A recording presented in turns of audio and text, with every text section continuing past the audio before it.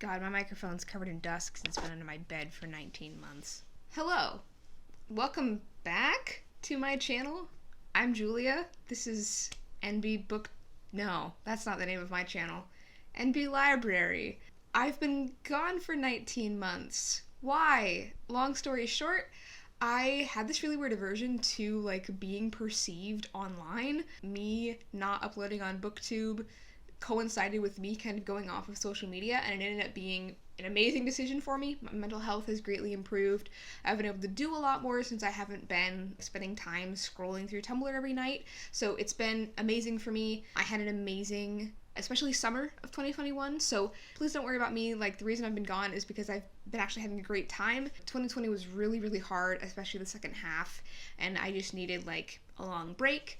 I have no idea how many videos I'm going to continue to make, so this may be a one-time thing. We'll see, but I did kind of have the hankering to upload a video lately, and I thought that sort of a June wrap-up would be as good a video as any. I actually need my glasses for this because I can't see my computer screen. So, I read 10 books in June, which isn't amazing, but I was getting back into watching Dimension 20 for the first time in 2 years, which is a D&D actual play show done by College Humor, and that was great for me, but it just meant that I read less because their episodes are upwards of 2.5 hours long, and if you only have a few hours a night between getting home from work and sleep, and you choose one fun activity to do, you kind of have to choose. So the first book that I read in June was, so this is a thing. I got into the author T. Kingfisher, which is the pen name of Ursula Vernon, in a huge way this year. I had read work by her last year. I started with Paladin's Grace, and I'd read a short story by her because it was nominated for a Hugo in 2019, but something just clicked in my brain this year, and I am trying to read everything that she's ever written, basically, because she reads if Terry Pratchett wrote fantasy romance, and it is so important to me. So the first book that I read in June was by her. It's Bryony and Roses, which is a Beauty and the Beast retelling, and just a extremely clever Beauty and the Beast retelling that kind of gets around the question of he took her captive and now they're married. Interesting. So without spoiling it, it does kind of get around that whole problem. It's a weird noise outside, and I'm home alone. It's fine. I'm fine. I have a sword if I need to. The main character, Bryony, is a gardener. She has two sisters, one older and one younger, who both moved with her from the capital where they lived with their merchant father. He passed away, and they moved to this small town where they were able to live in their last remaining property, which is this little cottage, and Bryony actually really loves it there, and she's like, I hated dressing up and looking for a husband. I'm gonna tend to my garden here. All seems to be going well until she stumbles into a basically enchanted manor house and is sort of made captive there and is living with this mysterious beastly man who's actually really sweet and kind to her in the way that all T. Kingfisher's male protagonists are ideal men. I would date any of them in a heartbeat. I listened to this on audio. This is actually the first T. Kingfisher audiobook that I've listened to. There aren't very many of them, audiobooks that is, because she independently publishes, so they're kind of hard to get a hold of. And also, her voice is very distinctive, but I feel like I prefer reading her in an ebook or a physical copy versus listening to it on audio. I am hopefully going to do a ranking of all of T. Kingfisher's books in a future video. Yes, I do actually have future videos planned. So this one wasn't in my top 5 or anything. It was very good, and I love her fairy tale retellings. I mean, I highly recommend all of her books. She hasn't written a bad book. If you are interested in fairy tale retellings, you should definitely check out Bryony and Roses. Next, I read The Memory Librarian and Other Stories of Dirty Computer by Janelle Monáe and various other authors. Janelle Monáe is one of my favorite artists. They are a, actually I need to check Janelle Monáe's pronouns. Pronoun check. I think If you know differently in the comments, please let me know. Was unable to confirm Janelle Monáe's pronouns. I believe that she uses she, her, but identifies as non-binary. So anyway, she co-wrote this with several other Black femme and non-binary creators. This is her first work of fiction. This is a series of short stories in a sort of interconnected universe. It is a universe that was established in her Dirty Computer, both album and motion picture that she made in 2018. I am a huge Janelle Monáe fan and consider myself a sort of Janelle Monáe hipster because I was like screaming into the void about how amazing she was for like several years before she got big, and even now I would say she's not as big as she deserves to be. I was going to read this anyway, and I was actually given a free copy of this arc at Independent Bookstore Day, which was amazing. I really enjoyed this book. I've been on a short story kick lately. Some of my favorite ones were Nevermind, Time Box, and Time Box Altered. I really liked the non-binary main character in Nevermind. Was it Nevermind? Yeah, it was Nevermind.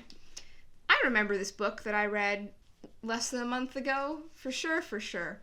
So if you enjoy Janelle Monáe's works, if you enjoy queer, Black world building and questions about bodily autonomy and cyborgs and how that intersects with like Blackness and queerness and femininity, definitely give this one a try.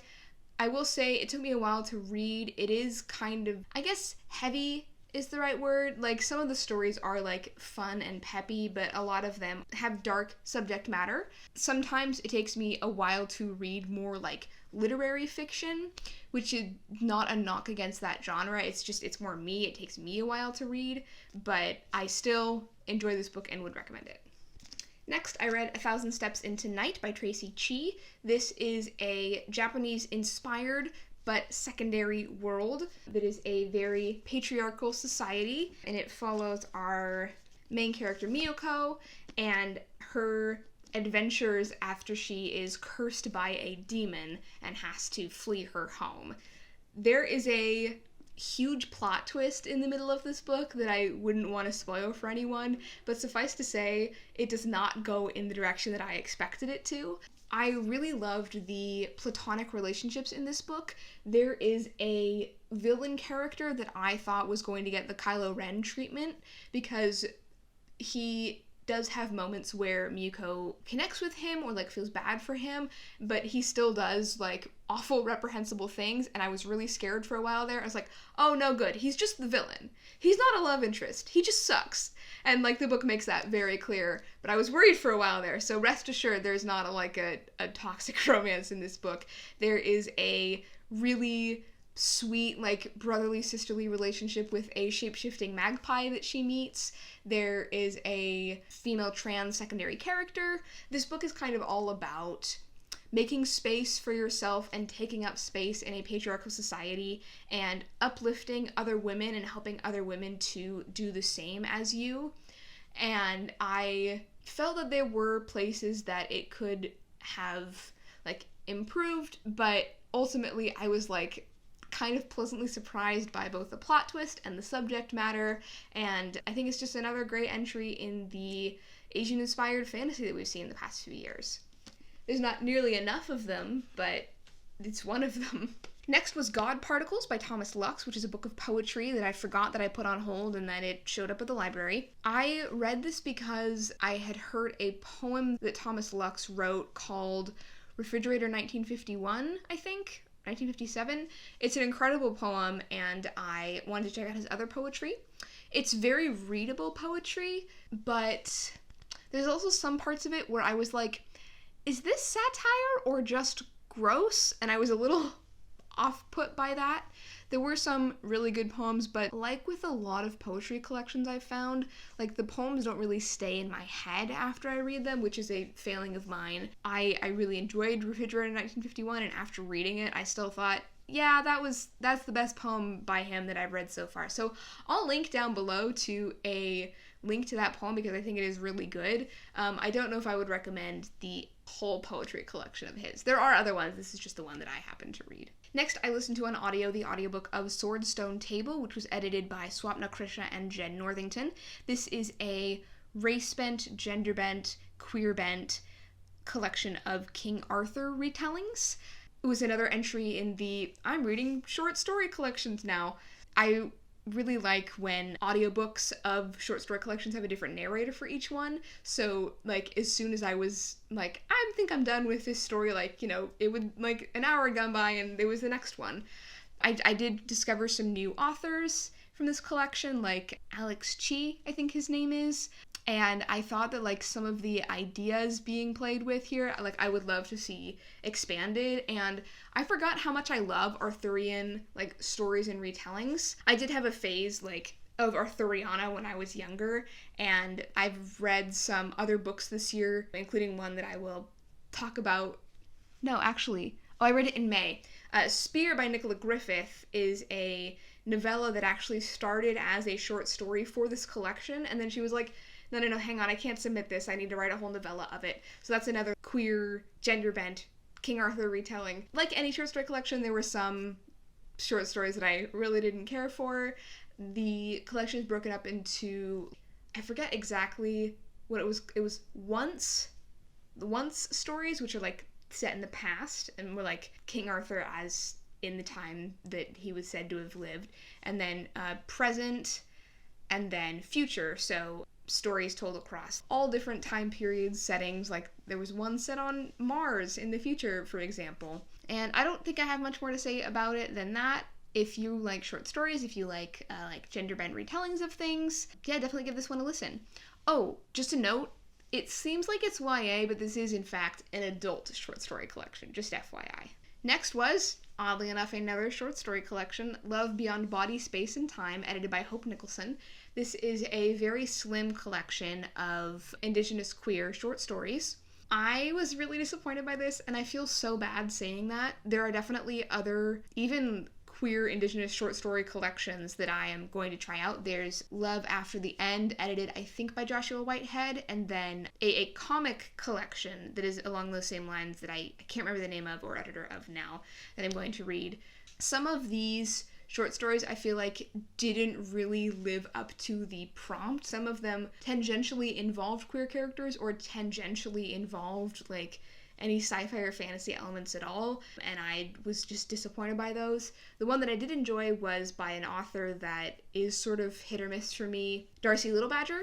Her short story was definitely my favorite one in this collection. I definitely would say, like, if this is the kind of thing that you're looking for, Indigenous queer short stories, like, definitely give it a try. You might have a totally different reaction from me.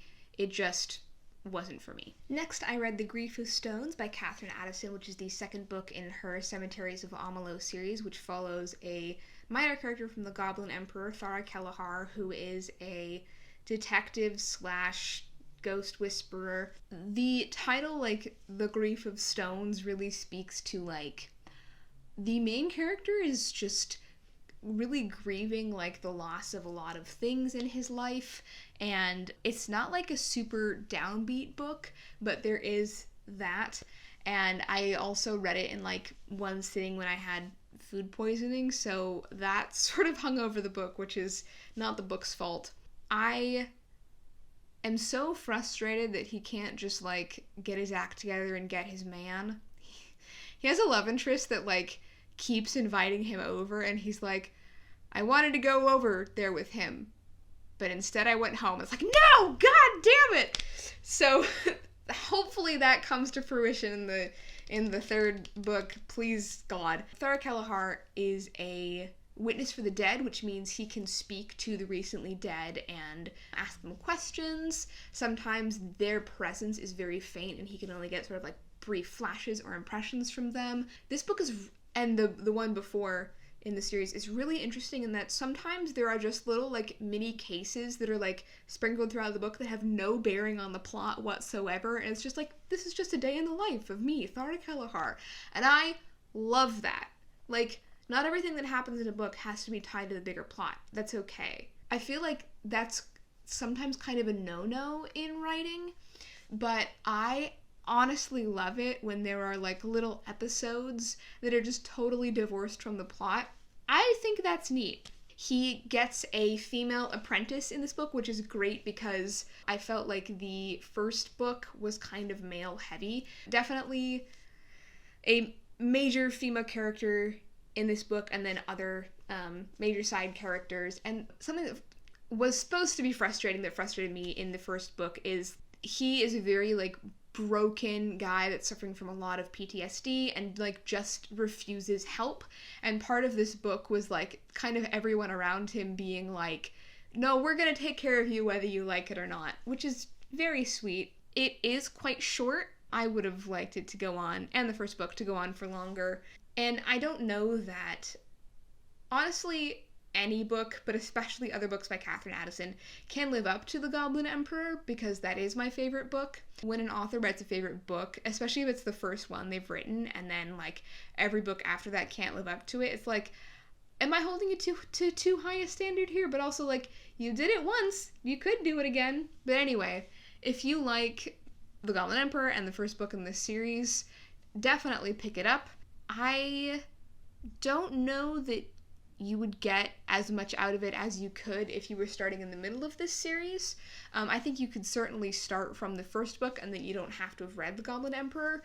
Actually, I don't know if Thara's big tragic backstory gets explained anywhere but in The Goblin Emperor, so you would probably be really confused. But, I mean, I'm always recommending The Goblin Emperor, so read The Goblin Emperor, read The Cemeteries of Amelot. If you're the kind of person that doesn't like to read a series until it's finished, this one should be done by next summer.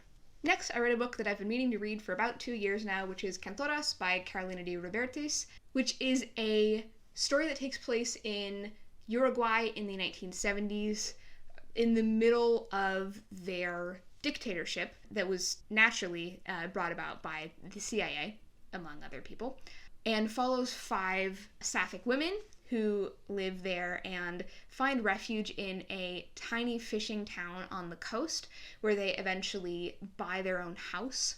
And it follows the 5 of them and their various love interests, and as they fall in love with each other and fall in love with other people, it just tells the story of, like, several decades in these characters' lives up to, like, 2013, all through the framing device of their friendship and this house that on the beach that they buy together.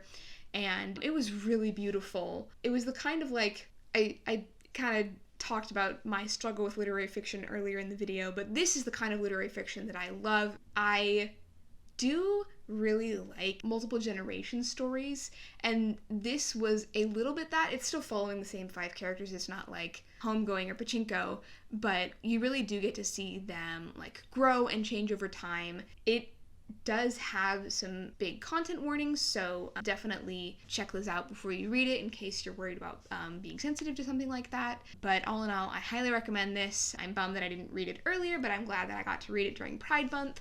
So if you're looking for books about Latinx Sapphic women, definitely read this. Bit of a background, I am training to hike the Washington section, or most of the Washington section, of the Pacific Crest Trail in, God, it's coming up so fast, just a few weeks. So I went on a 12-mile day hike with a full backpack on, and because I was hiking alone, I put on an audiobook, and I ended up listening to all of the audiobook of Ophelia After All by Raquel Marie while I was on my hike, and it was a great accompaniment to my hike as my foot was killing me. Oh yeah, I fractured my foot earlier this year. It's fine. This is a very sweet story that went in some places that I didn't expect. It's contemporary YA about a girl who everyone in her life would describe her as boy crazy. She always has, like, a crush of the month, basically.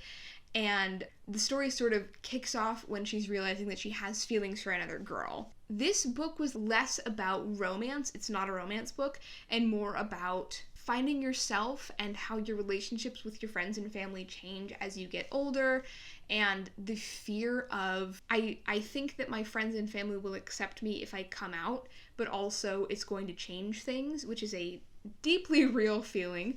And is just about making a queer friend group for yourself. And I really enjoyed it. It was a great accompaniment to a long trek through the woods on a hot day. There were some weirdness that I noticed. So Ophelia has a rose garden that she dotes over. She takes care of it, like, for several hours every Sunday morning. And she knows that she's going to study botany in college.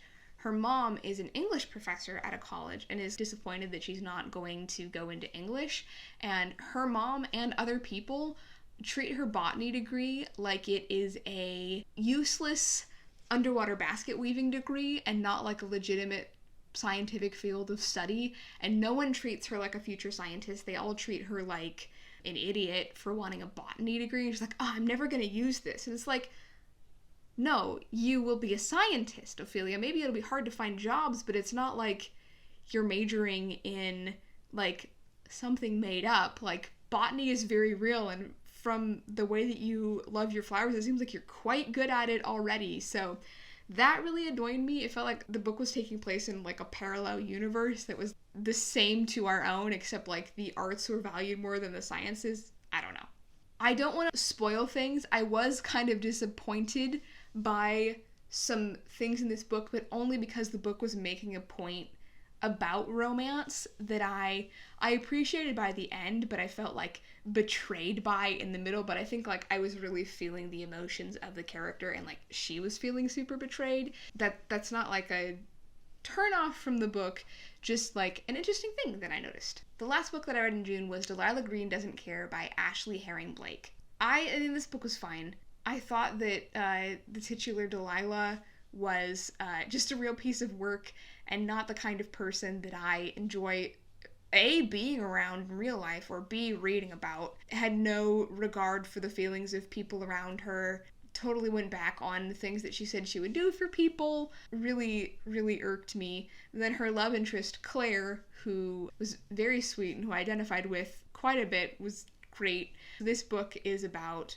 very quickly, photographer Delilah Green returns home to a hometown that she did not have very good memories of for her stepsister's wedding, and falls in love with her stepsister's best friend. I read this because it had been recommended as a great sapphic romance, and I mean, I am still selective with the sapphic romances that I choose to read. I used to read like every single one that I could because there weren't that many of them. Now that I actually have choices, I don't have to read all of them, which is great because some of them aren't good, which is fine. Like, there's going to be not good books written by everyone. I don't think that this was anything super groundbreaking. It was just a romance for me. I appreciated that by the end of it, Delilah Green's attitude and issues and her relationship with her stepsister, which is a big part of the book, had sort of like been resolved and worked through, which was good. I understand that you can have an unlikable character because they have to start out that way in order for them to develop, and I'm all about character development.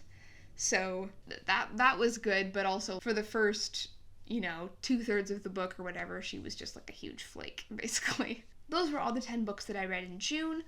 Hopefully more to come. I don't know. Give it a like. Give it a subscribe. Maybe I'll upload more. Who knows? I gotta finish all the T. Kingfisher books so I can make a review about those. We'll see.